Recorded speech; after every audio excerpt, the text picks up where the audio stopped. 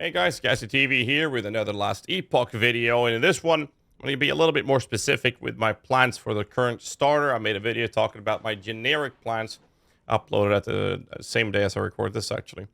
My plan is pretty simple. On Icy Veins, there's a link in the descriptions down below for this. I'll be leveling with the Sentinel leveling build. This has been updated by 1.2. Big shout out to my friend Duke, who's actually helping me get these written guys out there. And I'll be basically playing with this leveling build. I'm not going to talk too much about the leveling build. I will say this. I'm not going to use any loot filter when I start playing. There's no point in using loot filters early on from my personal experience, at least. I'll just power through playing it. So I'll be doing a Sentinel leveling with this. And when I'm starting to get into the point where I'm going to play the build I want to play, the initial plan was to do this Forge Guard version. Currently not entirely updated for 1.2, but it's basically exactly the same. However, I wanted to try something new, and if it feels like ass, I'm going to go back to playing this.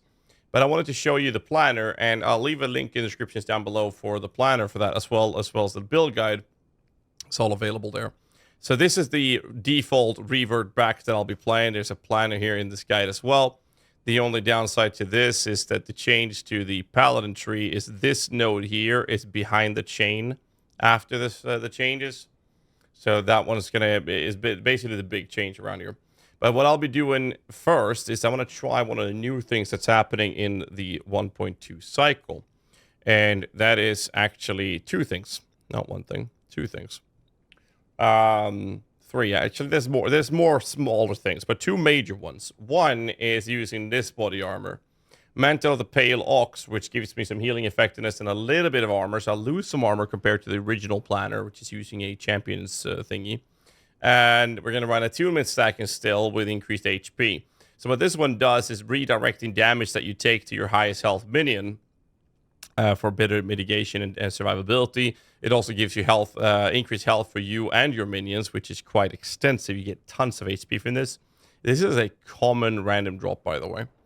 There's also some increased movement speed and a ton of strength, as well as level of minion strength skills. So this is something I wanted to play around with. And the other major thing is no longer using Warpath to summon our minions through spinning, which obviously means we don't have to have that much pressure on HP. Instead, I'm going to use Vengeance. And before I talk about that, some of the passive tree changes I did was early on was instead of these nodes here, we're taking up some mana and HP gain when we're using Vengeance. And the Paladin tree changes as we can't reach dedication anymore with the 1.2 cycle updates. I'm skipping the blind chance. Maybe I'll throw some extra points in there. I haven't really decided yet on that. I'll get a feeling for this when I play. Instead, I moved 5 points over to getting some void and physical damage reduction taken, extra HP, void rest, physical rest. I also took 8 points into the Avatar War for a shared increased fire damage and physical damage to start with. And we're also taking 1 point in Flawless Defender, even though we're not using a shield. So I can take the 5 points into Walls of Solarum for, yet again, less damage taken. And so this is basically the idea behind this.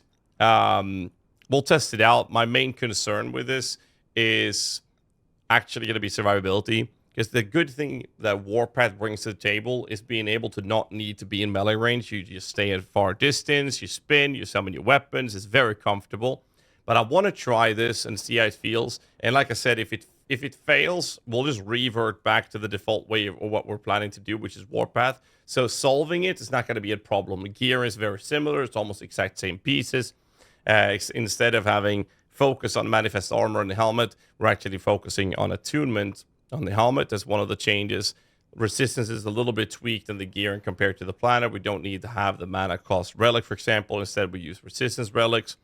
But when it comes to the idols, my current initial plan is to actually have healing effectiveness, HP, the increased armor, and mitigation of armor applying to dot idols with endurance, having small idols with health regen, HP, and shared physical damage is another thing. Again, I'm not really sure if it's going to be that good compared to the Warpath. We know the Warpath, which is the guide that we have, is going to work. It's going to feel very comfortable. I just want to point that out. That will work and will be very comfy to play. I'm just going to try this, and I'm not confident it's going to feel good because of the fact that you're going to have to be in range and take all the hits from the enemies. But I want to try it and see how it goes. and then I'm probably going to cry about dying all the time, and then I'm going to say, you know what, fuck it, we're going to go back to Warpathing. But I want to try it just for fun. So the reason I want to do Warpath is because of the way Warpath mechanic works. Essentially, when you use... Vengeance. So the way Vengeance works is that when you do, you'll get repulsed. When you have repulsed, the next damage hits that you're going to take in the next 2 seconds will deal 25% less damage for 1 hit. We'll make that be 2 hits, but reduce the damage mitigation from 25 down to 18 through double repulsed. We'll also waste 4 points in here to give an additional repulse. We have 3 next hits that we take. We mitigate quite a lot.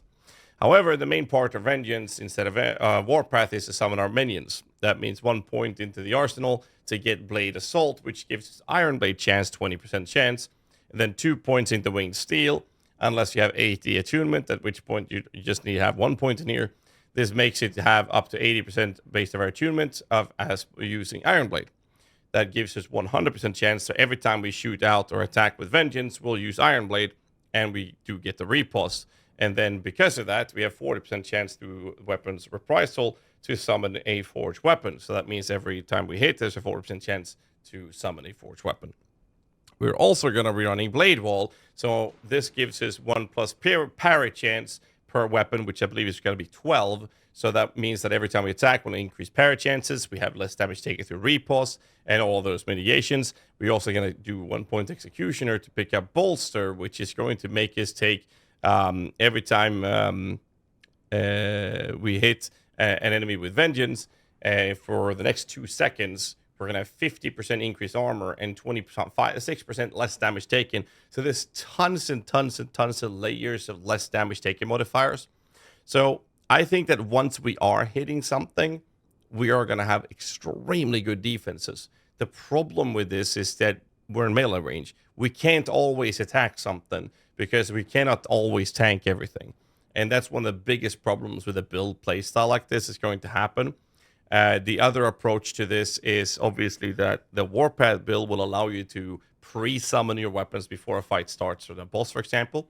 It also means that when you're moving between packs of enemies, you're going to consistently get your minions back up alive and play with them.